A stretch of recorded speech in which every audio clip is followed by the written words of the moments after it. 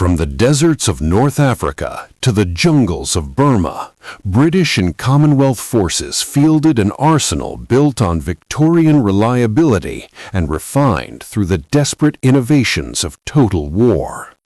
When the threat of invasion loomed, the British machine carbine became the ultimate tool for close-quarters survival. This is the complete British submachine gun registry, 1939 to 1945. The Lanchester family, the naval stalwarts. Lanchester Machine Carbine Mark I, the over-engineered classic. The Lanchester Mark I was the Royal Navy's high-quality answer to the immediate threat of German boarding parties and airfield saboteurs. You'll recognize its heavy, polished brass magazine well, chosen for its resistance to sea salt corrosion, and the solid wooden stock derived directly from the Lee-Enfield rifle. It was a rugged, selective-fire masterpiece based on the German MP-28, prized for its surgical reliability, though its extreme cost and heavy machined components kept it off the muddy front lines of the infantry. The Lanchester Machine Carbine Mark I Star, the wartime sprayer. The Lanchester Mark I Star was a simplified evolution designed to speed up production and get more automatic barrels onto the decks of the fleet during the height of the U-boat threat. It is distinguished by the removal of the fire selector switch, effectively turning the weapon into a fully automatic-only sprayer that prioritized volume over precision. While it sacrificed the refined trigger control of its predecessor, it allowed British factories to churn out essential firepower much faster during the most desperate months of the war. Moving from the brass and wood craftsmanship of the Navy to the crude tubular revolution of the Army, we meet the Sten family. The Sten family, the Plumber's Revolution. Sten Machine Carbine Mk I, the invasion stopgap. The Sten Mk I was the first iteration of the throwaway gun, built in 1941 when the American Thompson was far too expensive and rare to import in necessary numbers.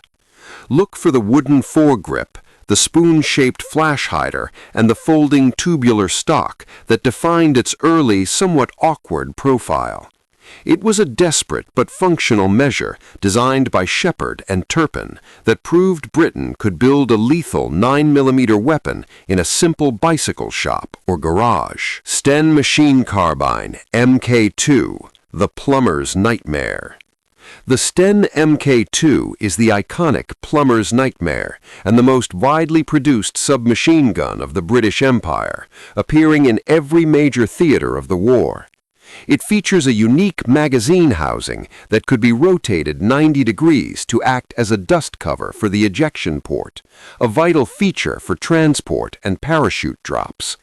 It was a crude, deadly workhorse issued to millions, loved for its incredible portability, but famously feared by recruits for its tendency to fire accidentally if the buttstock was struck against the ground. Sten Machine Carbine Mk II, the silent Sten. The Sten Mk II is a specialized suppressed weapon designed for high-stakes clandestine operations in the shadows of occupied Europe. You'll spot it by the massive canvas-wrapped barrel sleeve that houses the internal baffles and its significantly shorter bolt to reduce mechanical noise.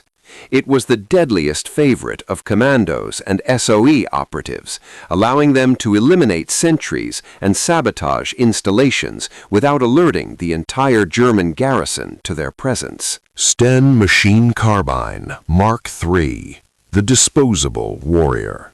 The Sten Mark III was the peak of one-piece engineering, built for maximum manufacturing speed at the lowest possible industrial cost. It is easily identified by its wraparound receiver made from a single sheet of stamped steel and a fixed barrel that was welded directly into place to simplify the assembly line. While it was incredibly cheap to produce and provided a massive boost to fire density, it was a simplified, non-modular variant that sacrificed long-term maintenance for raw production numbers. Sten Machine Carbine Mark V, the refined Sten.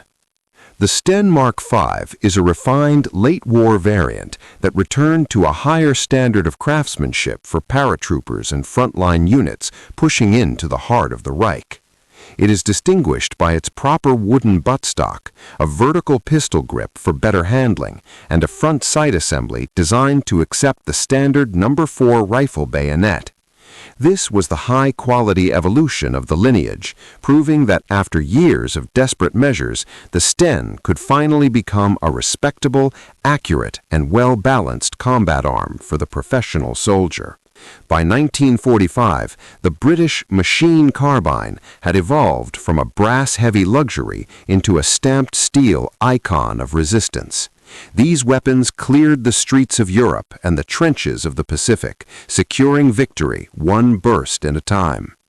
Thanks for watching. Stay tuned for our next deep dive into military history.